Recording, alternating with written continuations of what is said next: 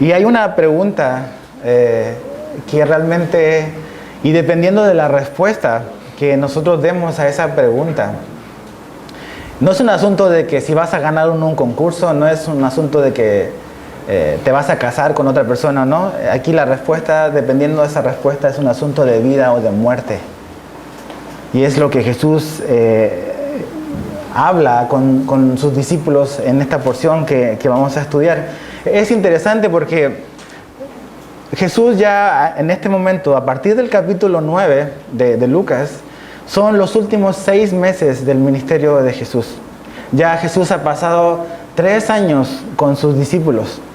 Y Jesús ha hecho muchos milagros, ha sanado a muchas personas, ha levantado muertos, ha dado mucha enseñanza, pero realmente a partir de ahora Jesús empieza como que a decir las cosas de una manera muy, muy directa y realmente que no a todos les va a gustar. Porque realmente entra como en la línea recta, en la línea final hacia la cruz. Y Él va a empezar a hablarnos con mayor intensidad respecto a lo que Él tenía que pasar, a lo que Él iba a enfrentar. Entonces ya no son palabras que tú puedes, ¡ay, qué bonito, qué tierno Jesús! Ahora Jesús va a hablarnos de una verdad que muchas veces no queremos como que contemplar en la vida cristiana. Y es importante entender a este Jesús, ¿ves? Si yo le preguntara a cada uno de ustedes, si aquí ya vemos unas 90, 100 personas, yo estoy seguro que habría 90 o 100 respuestas diferentes a la pregunta de quién es Jesús. Pero aquí Jesús él mismo da la respuesta y Él nos dice, realmente nos muestra quién es Él. Y dependiendo de cómo tú veas a Jesús, depende tu eternidad de ello. Por lo tanto, tenemos que poner atención a lo que Jesús dice acá. Entonces, si estás ahí, vamos a leer primeramente la porción del verso 18 al 20 de Lucas 9 y dice así. Aconteció que mientras Jesús oraba aparte, estaban con Él los discípulos y les preguntó, diciendo, ¿quién dice la gente que soy yo? Ellos respondieron, unos Juan el Bautista, otros Elías, y otros que algún profeta de los antiguos ha resucitado. Él les dijo, ¿y vosotros quién decís que sois? Entonces respondiendo Pedro dijo, el Cristo de Dios. Aquí ves a Jesús orando, y no voy a profundizar en eso porque ya lo hemos visto muchas veces a lo largo de Lucas, pero siempre ves a Jesús orar. Nunca sacrificó su vida de oración a pesar de lo ocupado que podía estar en el ministerio. El tiempo de oración, que era el tiempo en que Él pasaba con su Padre aquí en la tierra, era un tiempo no negociable para Jesús. No importa cuán ocupado Él estuviera, siempre había un tiempo y siempre se hacía de una oportunidad. Sin sacrificar el servir a la gente, tampoco sacrificaba su tiempo con el Padre a través de la oración. Entonces, vamos a ver más adelante cómo esta vida de oración de Jesús fue algo que impactó a los discípulos.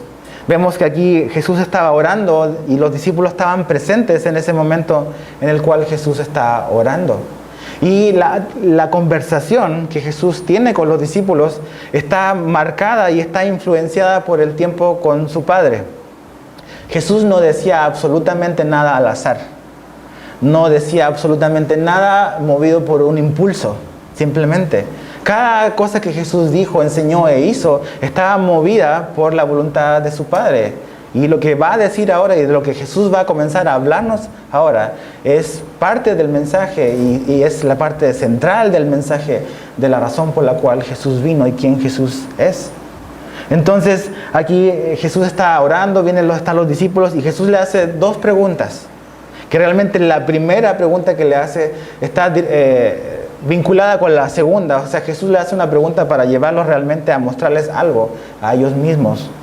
Jesús quiere saber qué es lo que dice la gente de Él. Jesús no está interesado en qué dice Herodes de mí, qué dice la prensa de mí. Jesús está interesado en qué dice cada persona de mí, la gente. ¿Qué dice la gente respecto de mí? Y Jesús no es porque no lo sepa. Jesús tampoco está interesado en ganar un concurso de popularidad. Jesús tampoco tiene un problema con autoestima de que su confianza dependa de lo que los demás tienen que decir de Él. Jesús no es así. Jesús es Dios hecho hombre. Pero Él está buscando y empieza a llevar a los discípulos hacia algo que Él les quiere mostrar. Entonces, la pregunta es, ¿qué dice la gente que soy yo? La gente ha visto por 3 años todo lo que Jesús ha hecho, todo lo que Jesús ha enseñado. Los discípulos han estado presentes a lo largo de esos 3 años junto con Jesús. Pero ahora el tema no es tanto qué ha hecho Jesús, sino va apuntando a algo más importante de quién es Jesús para la gente. ¿Ves? Podemos ver muchas cosas, podemos saber muchas cosas de Jesús, pero si lo que Jesús ha hecho no te lleva a conocer realmente quién es Él, pues no sirve de nada.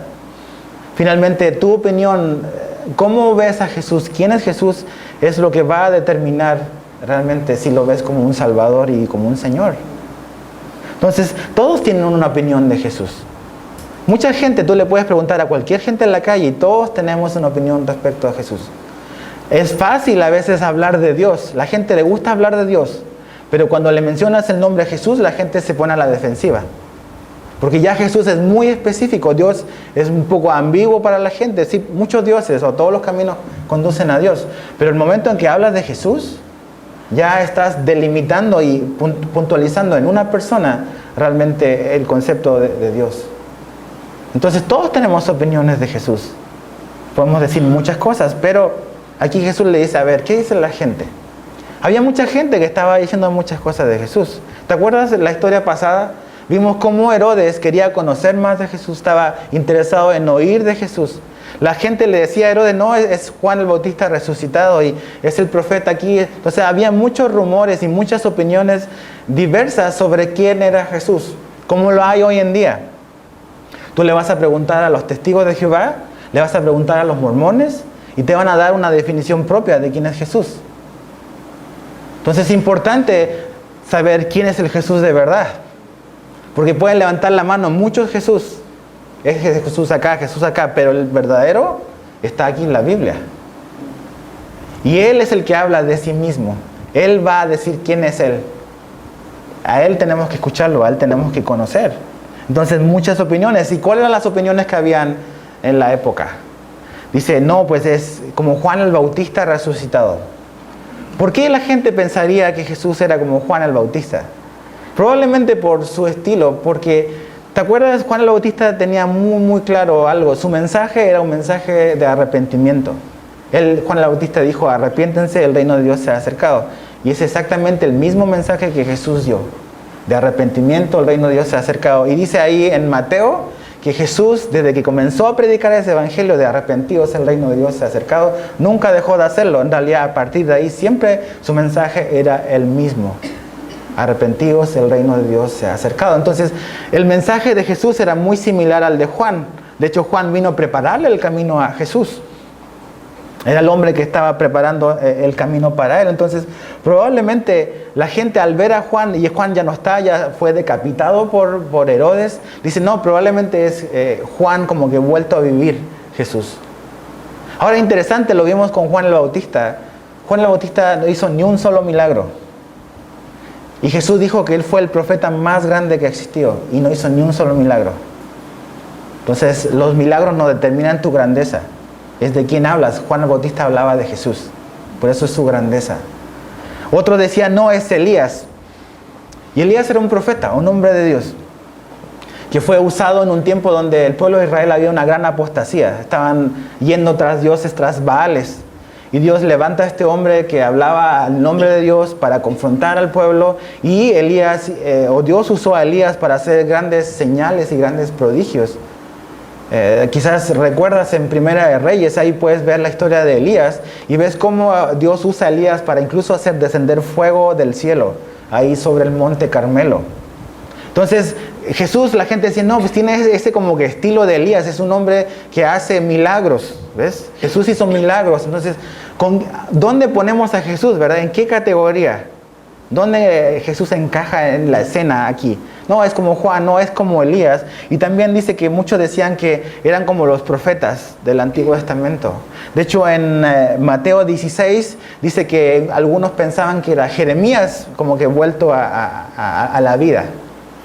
Entonces eso te habla de que la opinión de la gente es muy variada. ¿Y a quién nos lleva eso? Tú no puedes hacerte una opinión de Jesús por la opinión de los demás. Porque la opinión de los demás puede estar equivocada. Y aunque esté muy cerca, no significa necesariamente que sea la correcta. todos decían muchas cosas de Jesús. Incluso lo comparaban con buenos ejemplos. Entonces, aquí hay algo que es importante. Ver en Jesús espiritualidad no significa reconocerlo por quien realmente Él es. Ellos veían a Jesús como, sí, es como Juan, es como Elías, es como Jeremías, es como los profetas del Antiguo Testamento. O sea, Dios está obrando a través de Él. Y aunque te acerques bien o te acerques tantito a la realidad, si tú no reconoces, si yo no reconozco quién realmente Él, realmente no lo he conocido por lo que es. Puedo decir, Jesús es un buen hombre. Mucha gente puede decir, Jesús es un buen hombre. Fue un gran maestro, un gran filósofo, y lo fue, ¿ves? Pero si no llegamos a la conclusión final que realmente Jesús es el Hijo de Dios, lo demás no tiene ningún valor. Porque Jesús es único, ¿ves? Jesús no es uno más en el montón de los hombres que Dios usó para venir a revelarnos su voluntad. Jesús es Dios hecho hombre, viniendo a alcanzarnos a nosotros y a revelarnos el camino al Padre. Entonces Jesús no es uno más en el montón. Incluso puede haber sido favorecido por Jesús. ¿Cuánta gente fue favorecida con algún milagro, con algo que hizo Jesús, y aún a pesar de haber sido favorecidos por Jesús, no tener la menor idea de realmente quién es Jesús?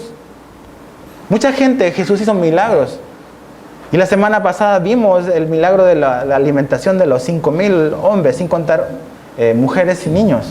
Y vamos a ver en un momento más, pero te das cuenta de que realmente a pesar de todo lo que Jesús haga, incluso de los milagros que Él puede hacer, eso no te garantiza de que realmente tú vas a conocer realmente quién es Él. Tenemos que conocer a la persona de Jesús. Por eso es importante estudiar los evangelios. Porque muchos podemos tener muchas opiniones diferentes de quién es Jesús y no necesariamente ser la opinión y la revelación perfecta de quién es Jesús. A veces queremos acomodar a Jesús a nuestra conveniencia, a nuestra tradición, a lo que nos han enseñado de pequeño. Y a veces no tiene absolutamente nada que ver con lo que la Biblia dice de quién es Él. Entonces Jesús está entrando ya en la recta para mostrarle algo a los discípulos. Entonces, ¿qué dice la gente? Bueno, esto es lo que dice la gente. Ahora es más personal. A ver, ¿qué dicen ustedes que soy? ¿Ves? Jesús está interesado no en la gente como en las masas, en los números. Jesús está interesado individualmente en cada uno de nosotros, en cada uno de ustedes. Él sabe que es importante que tú tengas una opinión de Él y que tengas la correcta. ¿Cuál es tu opinión? ¿Qué dicen ustedes los discípulos que soy yo? ¿Ves? Los discípulos obviamente han escuchado todas las opiniones de la gente de su tiempo. Y yo igual puedo escuchar muchas cosas de Jesús. Jesús de acá, Jesús de allá, Jesús se casó con María y un montón de opiniones diferentes. Pero realmente, ¿cómo podemos conocer a Jesús? ¿Ves? Mi respuesta sobre quién es Jesús puede estar moldeada por lo que oímos, por lo que vemos a nuestro alrededor, puede estar moldeada por lo que la gente nos quiere hacer creer. La opinión o el concepto de Jesús puede estar moldeada por nuestras ambiciones ocultas también. Yo quiero que Jesús sea esto, ¿ves? Entonces estás creando un Jesús de acuerdo a tus deseos, a tu imaginación. Porque te conviene, porque me conviene creer en ese Jesús que yo he creado, que yo he inventado. Entonces podemos tener muchos y usar el nombre Jesús, ¿ves? Y no ser necesariamente el Jesús real. Por eso Jesús les pregunta, a ver, ¿cuál es su concepto? ¿Quién soy yo para ustedes? Y eso es lo que Jesús nos pregunta esta mañana a todos nosotros. ¿Quién soy yo para cada uno de ustedes?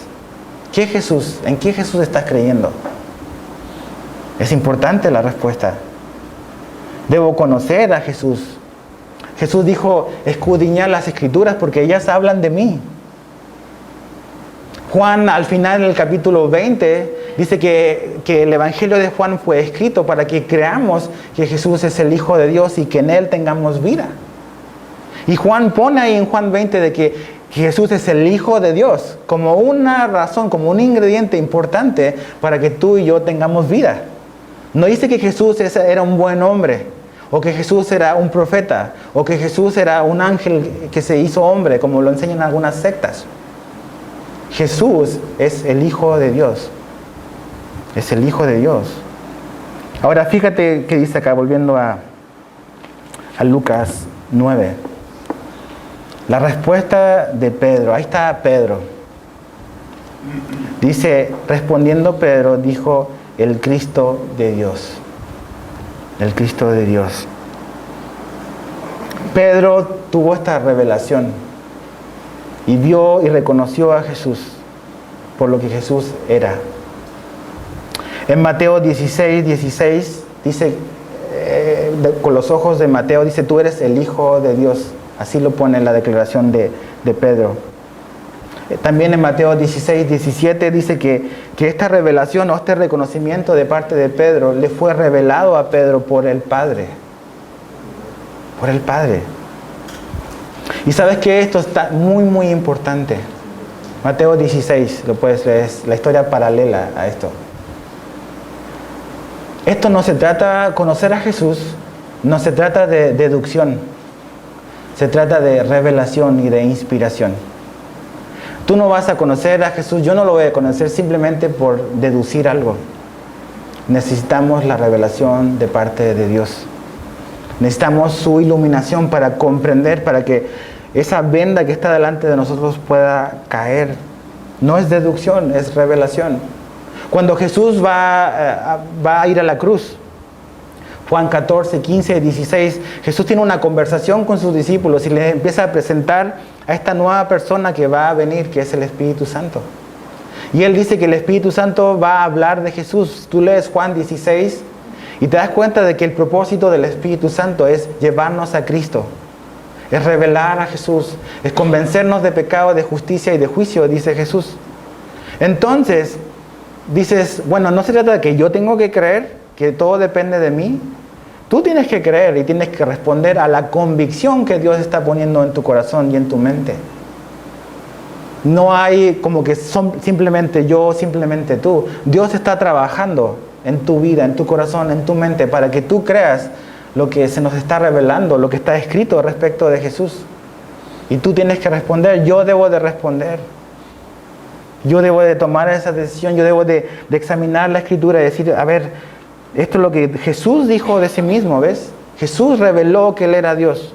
No es algo que inventaron los discípulos, no es algo que inventaron los seguidores. Jesús reconoció que Él era Dios. Él lo dijo.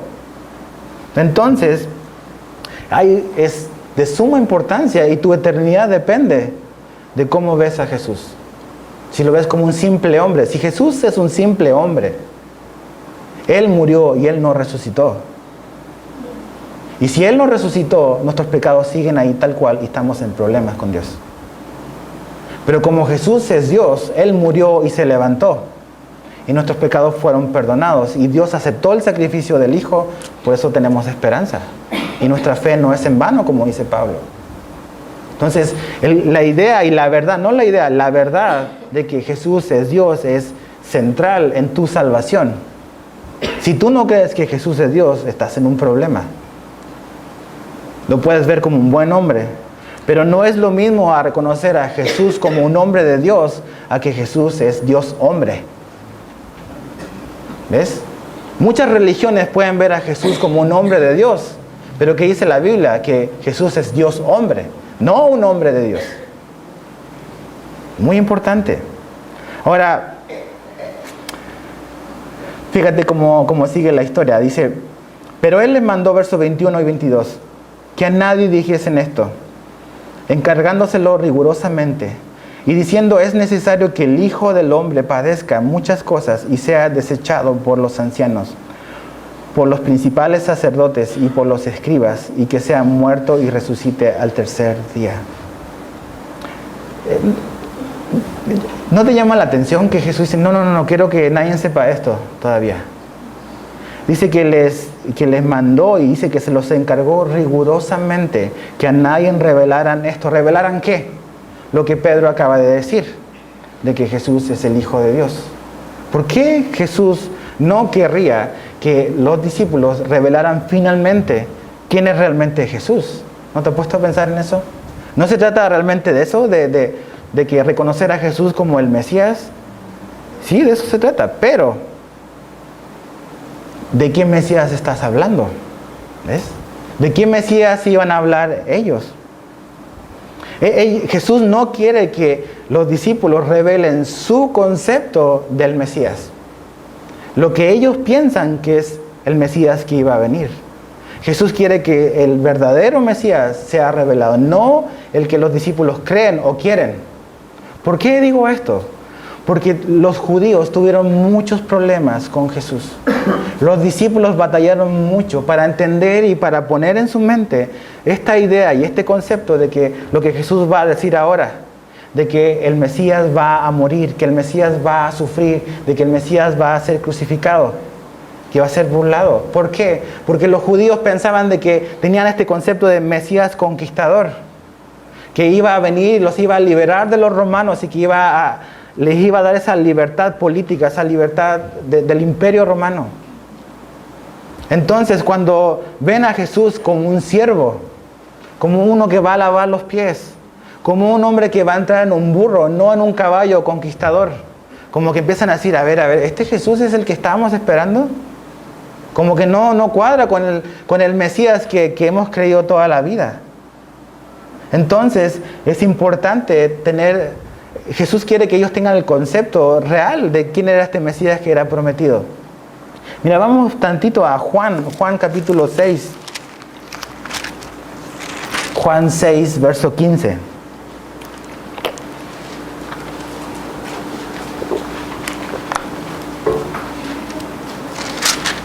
Juan 6, 15. En Juan 6, 15 vemos a más detalle la alimentación de la multitud que vimos la semana pasada. Pero fíjate qué ocurre en el verso 15. Dice, pero entendiendo Jesús que iban a venir para apoderarse de él y hacerle rey, volvió a retirarse al monte él solo. La gente, al ver lo que Jesús estaba haciendo, dijo, vamos a hacerlo rey. ¿Y no es Jesús un rey?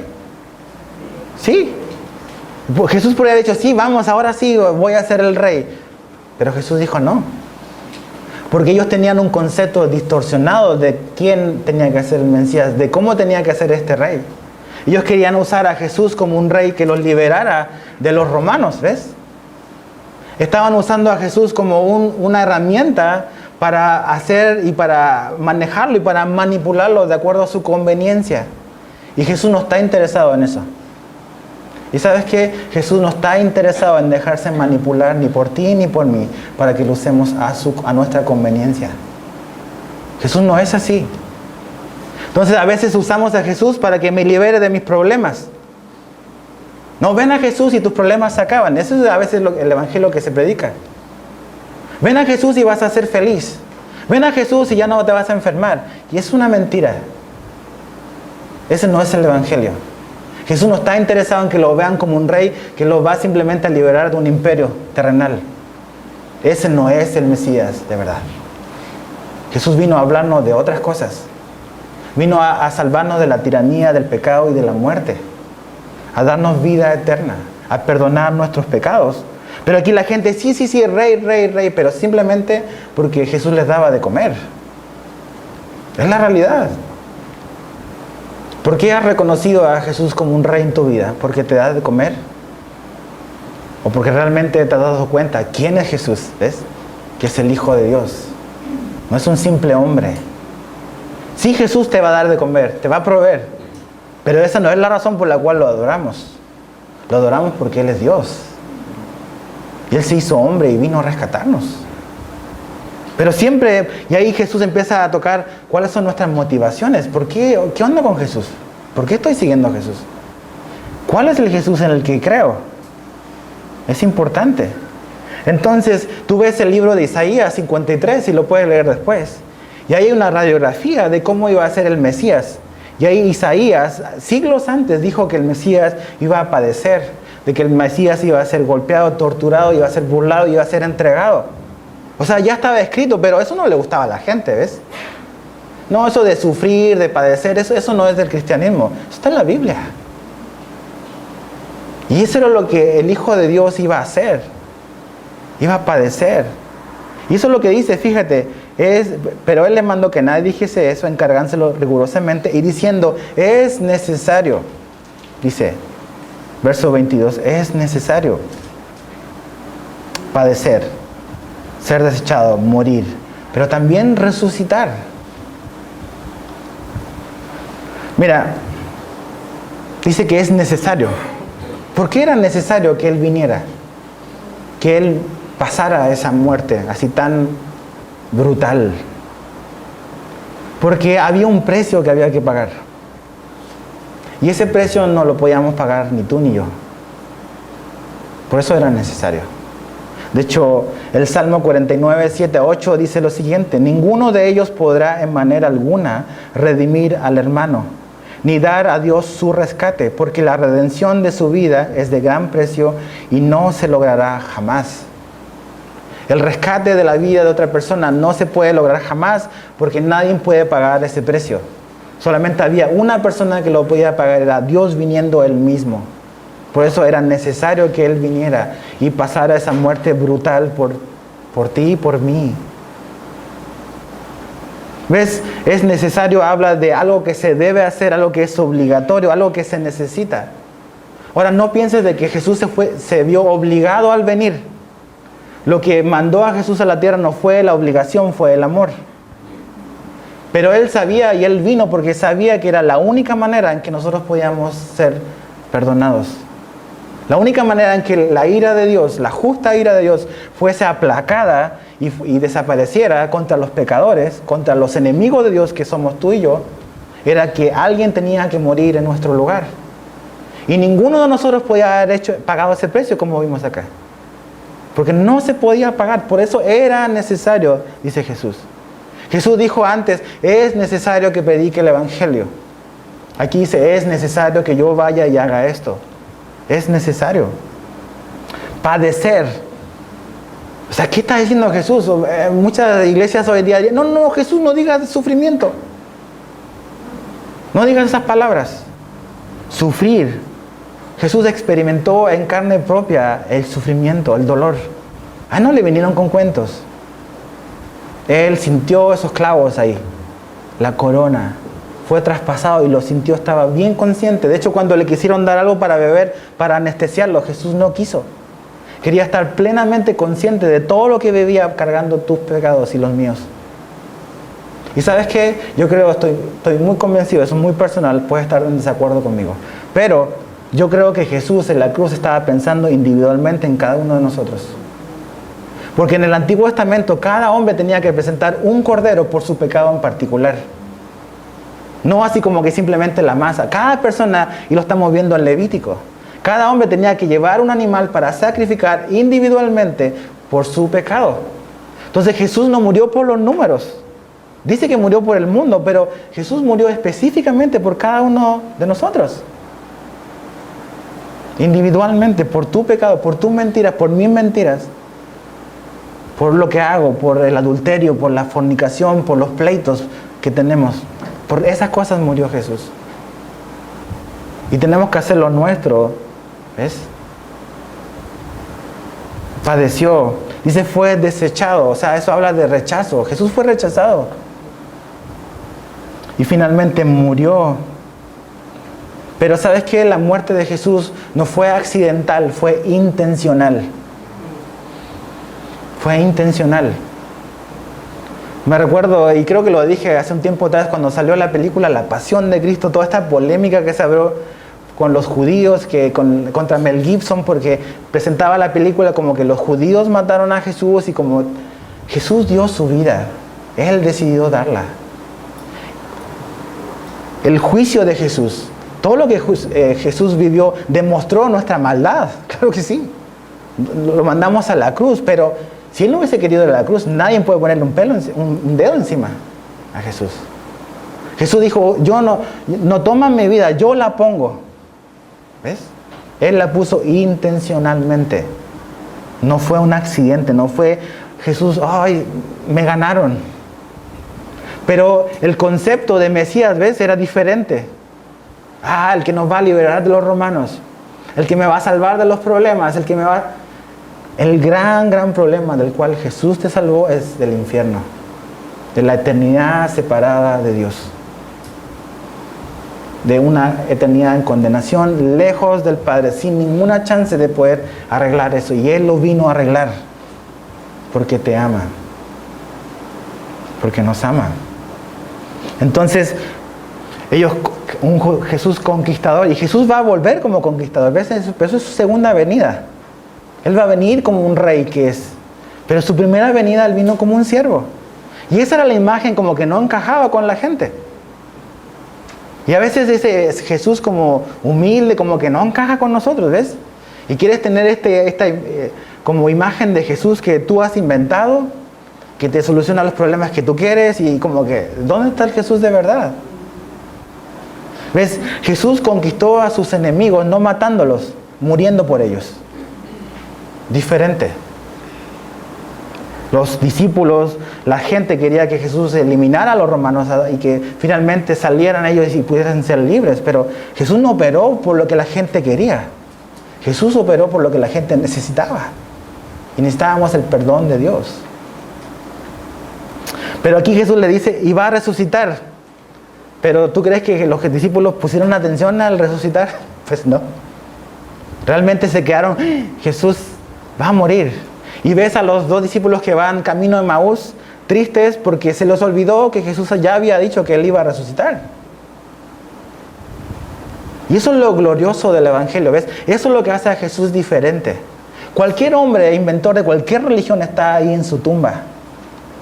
Jesús no está en la tumba. Está a la diestra de Dios intercediendo por ti y por mí. Y va a regresar. Va a volver. Pero eso es lo glorioso.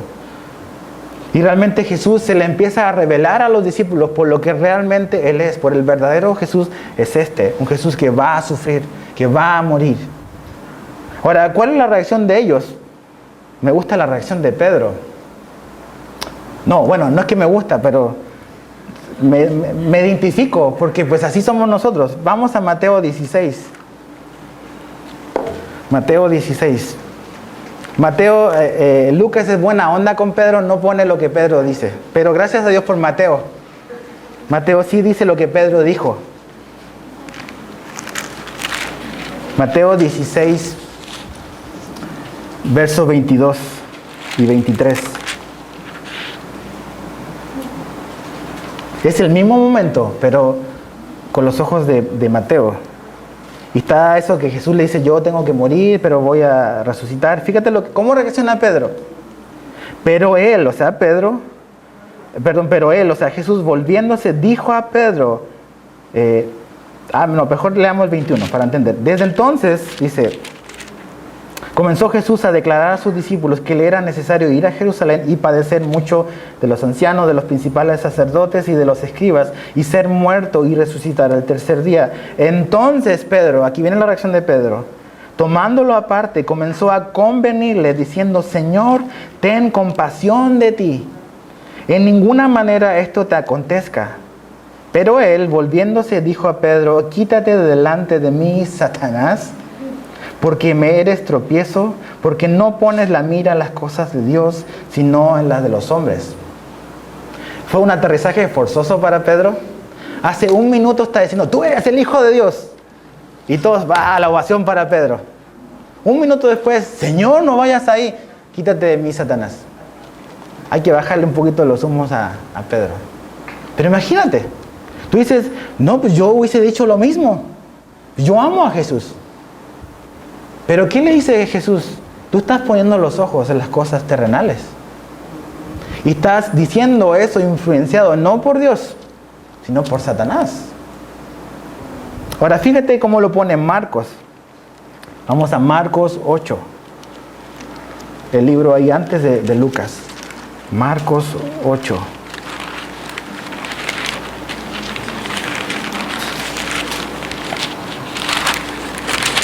Verso 33. Marcos 8, 33. 32 y 33. Esto le decía claramente. Entonces Pedro le tomó aparte y comenzó a reconvenirle, pero él, volviéndose y mirando a los discípulos, reprendió a Pedro diciendo, quítate delante de mí, Satanás, porque no pones las miras en las cosas de Dios, sino en las de los hombres. Pedro, estás poniendo las cosas en las cosas terrenales. en las cosas terrenales. ¿Y sabes qué?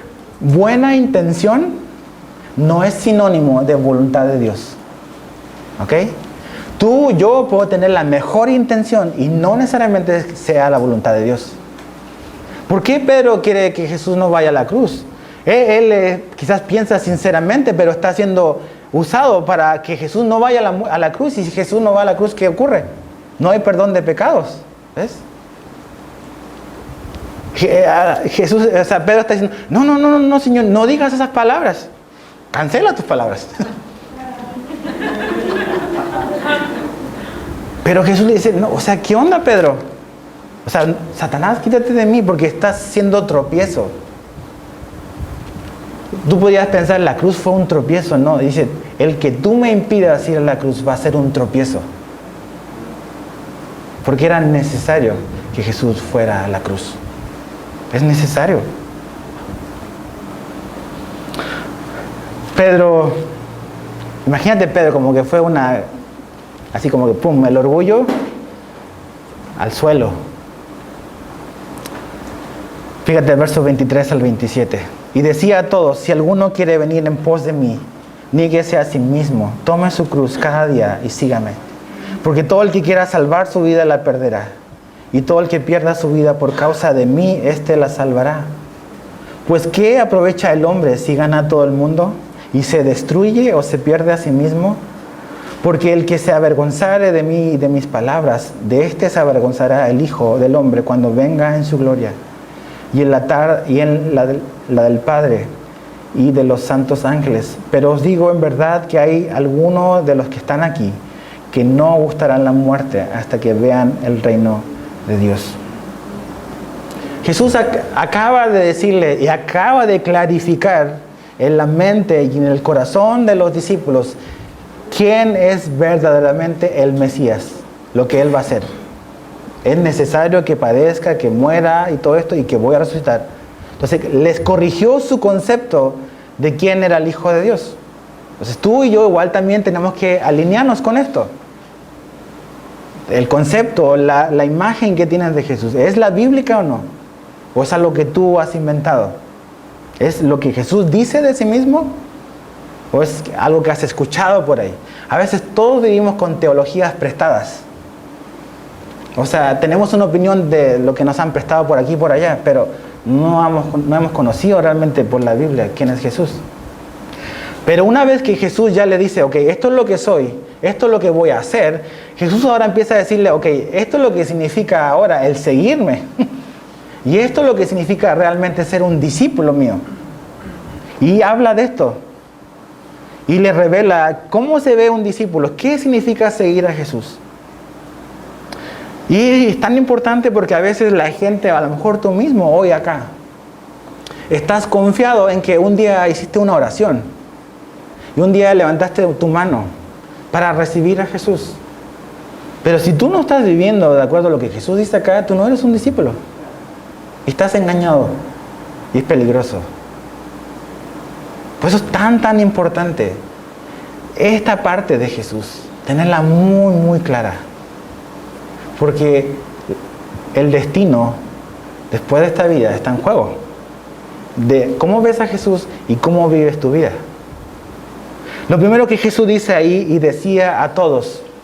En los otros evangelios dice que Jesús le estaba hablando a los discípulos y también le empezó a hablar a la otra gente que estaba por ahí cerca. Y me gusta eso porque aquí ves que la invitación que hace Jesús es una invitación abierta. No es un grupo selecto. No es unos simples favorecidos o iluminados. La invitación que Jesús hace es para todos. Todos pueden seguir a Jesús. Está abierta la invitación, es una invitación abierta, cualquiera. Número 2, dice, si alguno quiere, la palabra es, si alguno desea, o sea, eso te habla de una decisión que tú y yo debemos de tomar. O sea, la invitación está abierta, está extendida. ¿Quieres tú seguir a Jesús o no? Así es. Pero esa invitación a seguirlo tiene condiciones. ¿Ves? Jesús establece condiciones para seguirlo. Y es ahí donde ya a veces no nos gusta. Nosotros queremos poner las condiciones. Nosotros pensamos que podemos seguir a Jesús de esta manera, de esta otra manera, de esta otra manera. Entonces, estamos siguiendo a un Jesús que hemos inventado con nuestras propias condiciones. Pero aquí Jesús, Él pone las condiciones. Dice, si alguno desea, si alguno quiere venir en pos, y pum, vienen las condiciones. La primera, 3 palabras. Negar, tomar, seguir. Otra vez, negar, tomar, seguir. ¿Negar a quién? Negarte a ti mismo. Uy, ahí empezamos con los problemas. El gran problema, el origen de la mayoría de los problemas, a diferencia de lo que imaginamos, no es la gente que nos rodea. Eres tú, soy yo. Le echamos la culpa a los demás siempre. Desde el Edén. No, la mujer que me diste. Y tú me la diste, o sea, tú, Dios, también eres culpable. Después la mujer, no, el hombre que es Adán, él es el culpable. ¿Y qué dice la mujer? La serpiente. ¿Te das cuenta? Nadie asume su responsabilidad. Ni nosotros queremos asumir nuestra responsabilidad. ¿Por qué? Porque nos importa demasiado, nos amamos demasiado. Nos preocupa demasiado, todo se trata de nosotros. Entonces Jesús ya el mensaje de Jesús está siendo muy confrontacional. Pero Jesús dice, ¿tú quieres seguirme? Tienes que negarte, tengo que negarme a mí mismo. La idea en el original, la manera en que se lee y se entiende es así, dice, si alguno desea seguirme, tiene que negarse a sí mismo una vez por todas y tomar la cruz. O sea, tenemos que agarrar la onda de que si yo quiero seguir a Jesús, se trata de negarme a mí mismo. Negarme a mí mismo. La palabra negar quiere decir, obviamente negar, quiere decir rechazar, renunciar, desconocer, rehusar. Negar, rechazar, renunciar, desconocer, rehusar. Entonces, cuando Jesús está diciendo, niégate a ti mismo, está diciendo que debemos de vivir una vida donde niego, rechazo, renuncio, rehúso vivir una vida enfocada en mí mismo. Otra vez, vivo una vida donde me niego, rechazo, renuncio, rehúso a vivir una vida enfocada en mí mismo.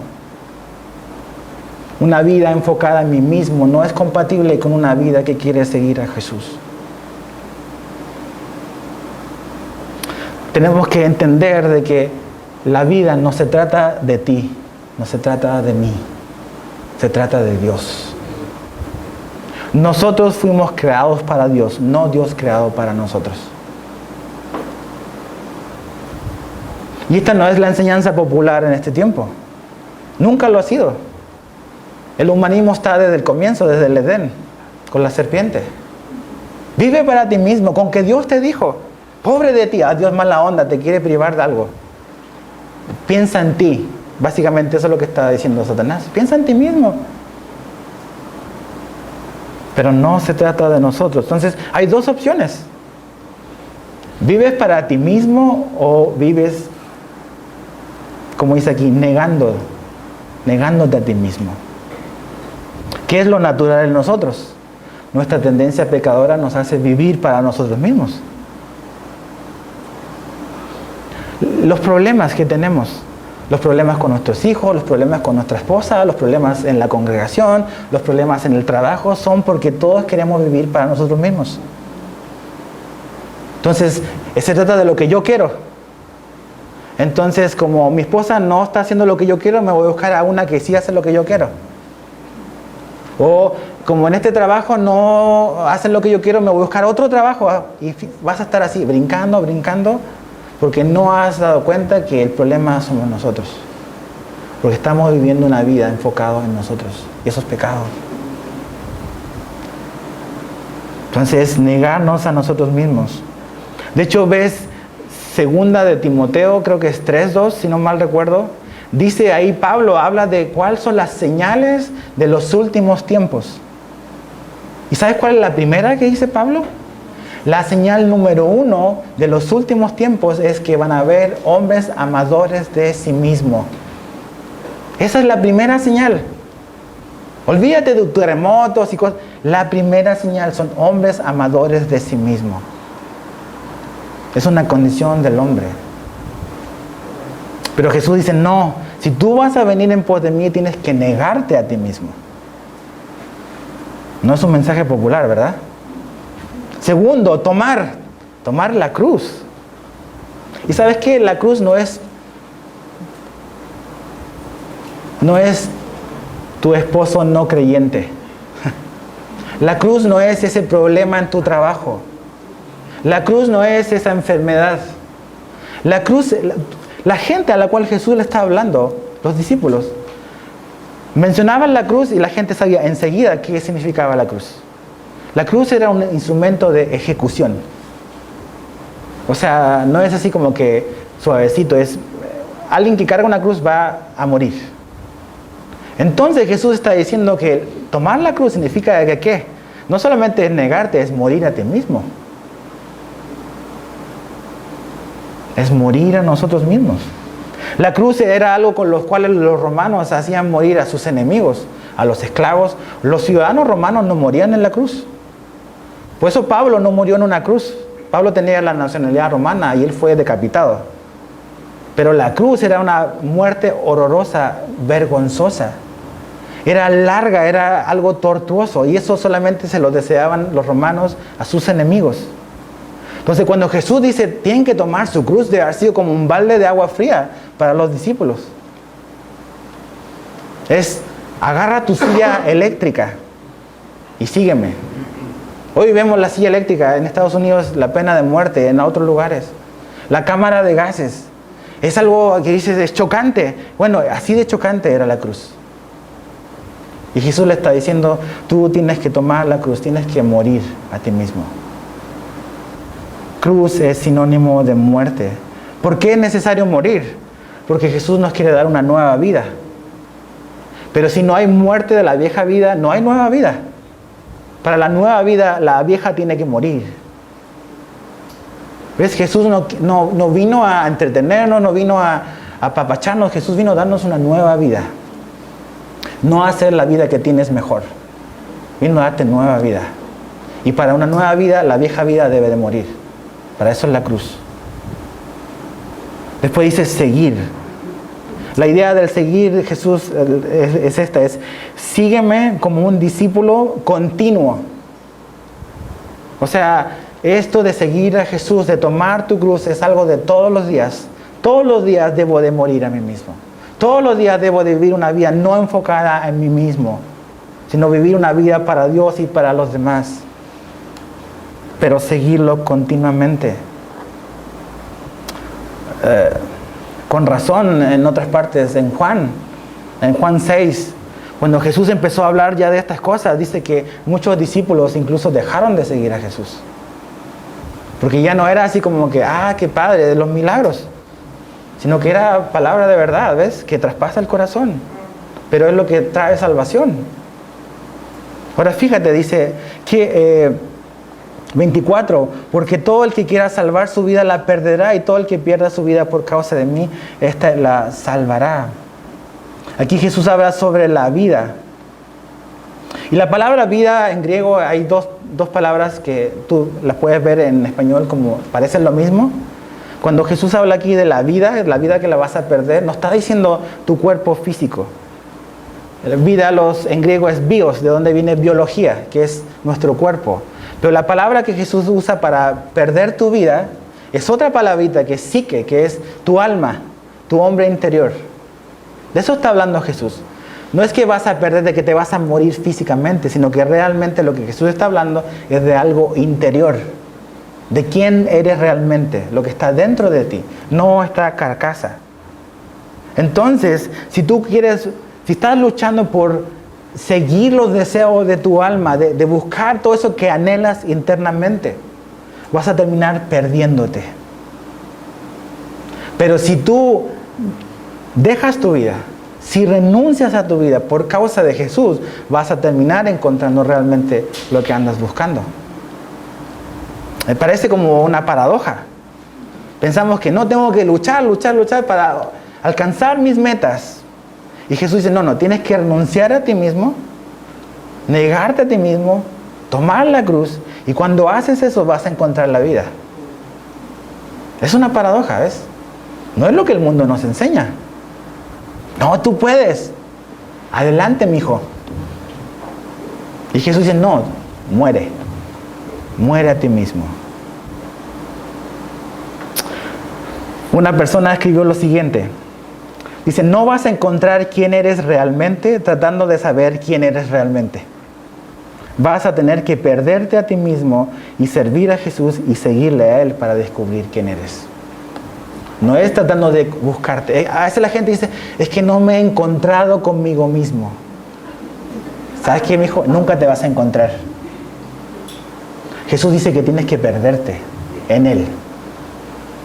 Si estás buscándote, tratando de hallarte y toda esta cosa media mística, media nueva era de que tengo que encontrarme.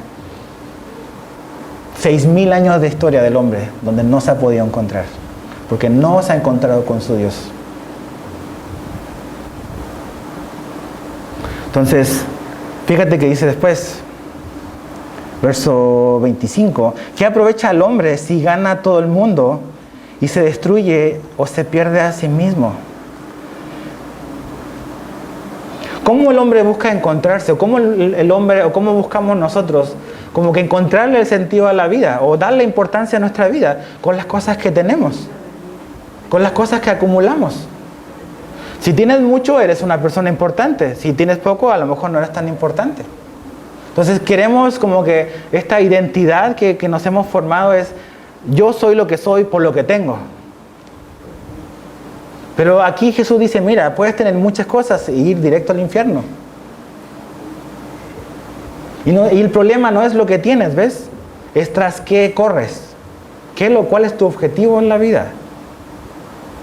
O sea, ¿de qué te sirve ganarlo todo, tener absolutamente todo lo que hay en el mundo y perder tu alma? ¿Qué valor le das tú a tu alma, a tu vida, a la eternidad? A veces la gente lucha por tener esto y ¿de qué nos sirve ganar el mundo y perder mi matrimonio a cambio? ¿Qué me sirve de ganar el mundo y perder a mis hijos a cambio? ¿De qué me sirve ganar el mundo y perder el compañerismo como hermanos a cambio? ¿De qué me sirve? Ese camino nos lleva, ¿sabes a dónde? A la destrucción eterna. Entonces, ¿qué estamos buscando?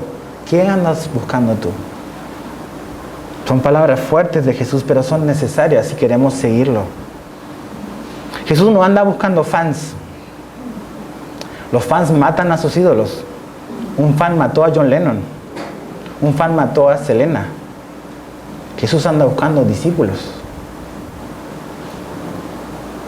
Y finalmente Jesús termina diciendo algo que está vinculado con el mensaje que viene después. Dice, porque el que se avergonzare de mí, de mis palabras, de este se avergonzará el Hijo. ¿Estas palabras de Jesús te dan vergüenza?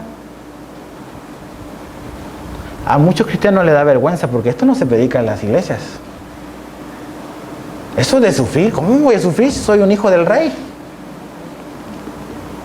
Jesús dijo, tú que eres mi discípulo, en el mundo vas a tener aflicción. Pero confía, yo he vencido el mundo. Pero el que Él haya vencido el mundo no significa que nos libró de la aflicción. Es confianza, es esperanza en Él. Pero si te avergüenza este mensaje o esta verdad de realmente quién es Jesús, tenemos que poner atención a lo que Él dice acá. A lo mejor no has creído en el Evangelio de verdad. A lo mejor has inventado a este Jesús de acuerdo a lo que nos conviene. Tenemos que poner atención. Y finalmente dice, hay algunos de aquí que dicen no van a gustar la muerte, o sea que no van a morir. Tú dices, ¿cómo van a ser eternos? Eso lo vamos a ver en el capítulo que viene después. Pero es importante terminar con esto. Las palabras de Jesús, ¿son tu vergüenza o son tu gloria? Mira, vamos con esto terminó. 2 Corintios 5. Para cerrar y aterrizar todo esto de morir a nosotros mismos, de negarnos. Segunda de Corintios 5, 15.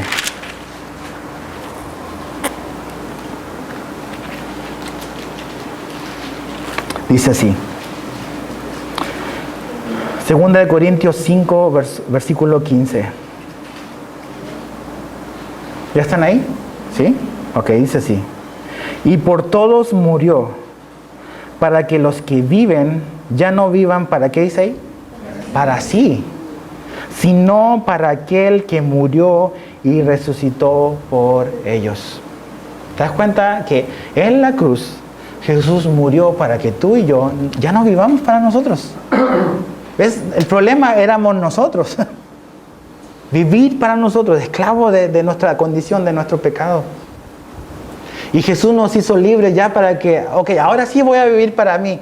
No, ahora sí voy a vivir para Dios. Ahora sí puedo vivir para los demás. Ahora sí puedo vivir para mi esposa. Ahora sí puedo vivir para mis hijos. Ahora sí puedo vivir para los demás. Antes no podíamos, porque estábamos esclavos de nosotros mismos. Pero Jesús fue a la cruz para liberarte de tu egoísmo, de mi egoísmo, de vivir una vida centrada en mí.